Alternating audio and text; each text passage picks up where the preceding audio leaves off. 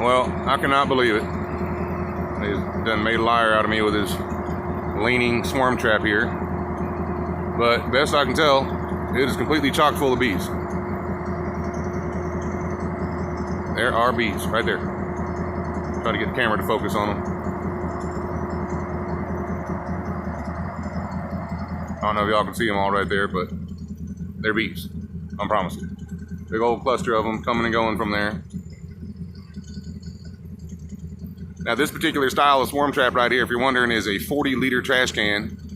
If you get the one at Lowe's, the lip curls up to where it makes it difficult to attach to the plywood on the front. If you get the one from Home Depot, it's got a flat lip that's more friendly with the screws. But we'll make a video of coming to get these bees later tonight because they are gonna not like living in a place that catches water like that. So I bet there is a mess of comb in there. Like, I bet it's a complete mess. We'll find out though.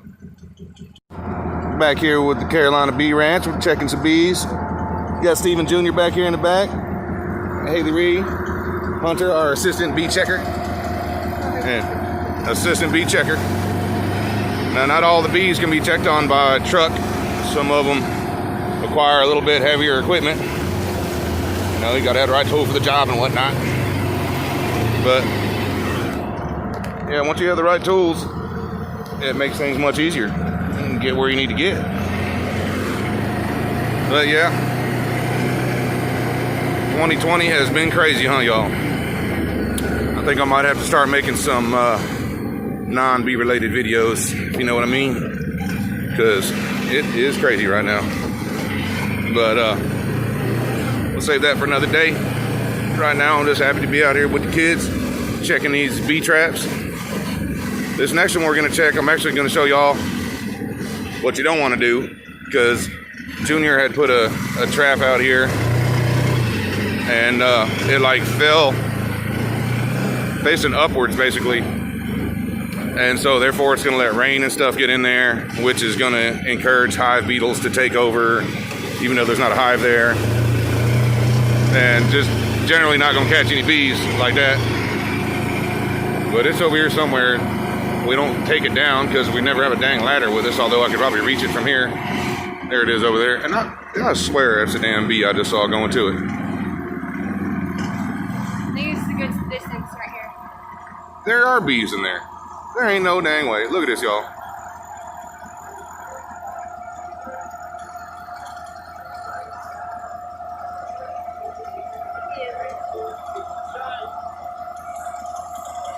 All right, this is another bait hive I've got here.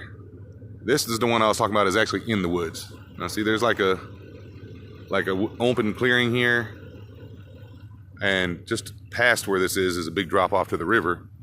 This is a little dirt bike trail that somebody's got getting cut through here. I like walking down it sometimes too, though. Just bring the wife out here, go walking around. But over here is where I like to keep my bait hive. I've actually caught, I want to say, 3 different swarms of bees here over the last 2 years. And it just, it's right here in this low branch of this angel oak, big old angel oak right here that's next to the river. Old, like 1920s Chevrolet laid sideways against it. I'm thinking, as bad as that looks, that was probably their best option, because if they would not have hit that tree, there is about a good 100 and some foot drop to the river. I want to say my son's crazy butt actually has a swarm trap sitting in the back of that thing. He does. I can see it. I need to tell him to come rebait it. And I was like, son, that's awful low to the ground. His thinking is, if you're looking at it from the river, that's 100 feet in the air. So there's really no wrong way to keep bees. There's really no wrong way to catch bees. Oh, which brings me to another point. You guys have probably heard the expression, a swarm in June is worth a silver spoon. A swarm in July ain't worth a fly. Well, I challenge you to this. Tell me what parts of the country are all the same weather in June and July. I mean, so where was that expression coined at? Does it apply other places? I don't feel like it does. I caught a swarm in October. What does that mean? If you know, swarm in June is worth a silver spoon. Swarm in July ain't worth a fly. Swarm in October, just throw them out and start over. I mean, what is it? What do you do with that? Guess what? They made it just fine. I fed the whole time. Fed them all the way through. Made sure I had synthetic pollen in the bee yard. And those bees are still alive and well today. And heck, I want to say I got them through in a 5-frame box. Another thing you're supposedly not supposed to do, overwinter bees in a 5-frame box. I have gotten bees through the winter in a 2-frame box. Now, granted, I'm in central North Carolina. And we do have somewhat moderate winters, but here lately it seems like the winters have been worse and worse. Which is funny considering Al Gore said my kids would never know what snow looked like. But I digress. So that is swarm trap number 2. No bees. All right, so when you're putting your swarm traps, you kind of want to be on the edge of a wood line. So like, for instance, see how there's a big clearing here, and then the woods basically run right here. Same with down that way. Big clearing down that way. We're basically on the wood line here. So you want to be kind of on the edge of the wood line. I do have a swarm trap that I've caught bees in multiple times that's kind of like in the woods, but I'll explain why that one works so well when I get over there. Looks like something's been laying right here. Some deer or something. Been laying down. But yeah, we're gonna go over here, check this one out. Sorry for the random dings and notifications. Still working on making a little more professional videos, but for now I figured something is better than nothing.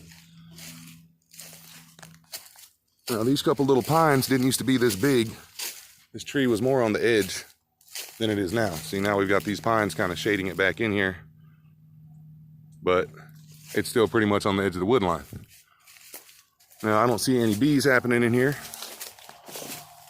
This is actually a very good spot though, because this particular tree not only has this nice branch to wedge the swarm trap in, but it's got this little spot down here that holds water. I don't know if you guys can see in there or not, but there's actually water down in there that gets held in this tree. So the bees always have somewhere to get water from. Now, one of the few problems I do have here at this particular one is ants trying to take it over. But once there's nothing really in there for the ants, as far as, you know, honey to be extracted or wax to be chewed on, there's really nothing for them there, and they'll move on. But so as you saw, I just sprayed a couple sprays in the entrance and one by the entrance. Ideally, you would want to take the lid off of there and spray it on the top of the frames, more towards the back. But when I do that is usually when I utilize the Swarm Commander gel, because it lasts longer without evaporating. So that's really how you would want to do it, but you know, kind of baiting improperly is better than not rebaiting. So about every week or so, if you don't have bees, you probably want to rebait. But yeah, it's basically it's like fishing, I guess. I mean, yes, there's some finesse to it, but really it's a game of numbers. So the more bait hives / swarm traps that you put out somewhere, then the higher your odds go up of catching some bees. Now, I actually have a swarm trap that has like fallen down and is hanging with the front in the air. It's probably full of water by now. I need to do something with that, but I didn't bring a ladder with me to do anything with it, so might have to be another day. How's it going? Long time no see. Steve here with Carolina Bee Ranch. It's been a long time since we made some videos. We have been messing with our bees, and we have been catching bees and going on swarm calls and whatnot. And, you know, generally doing our thing. We harvested some honey, did a little early honey harvest, but I've just been completely slacking on the videos. But got some new beekeepers that have been asking me for advice and watching the channel and whatnot. And so I'm going to try and give them some new content and just basically try to get back with getting the channel happening.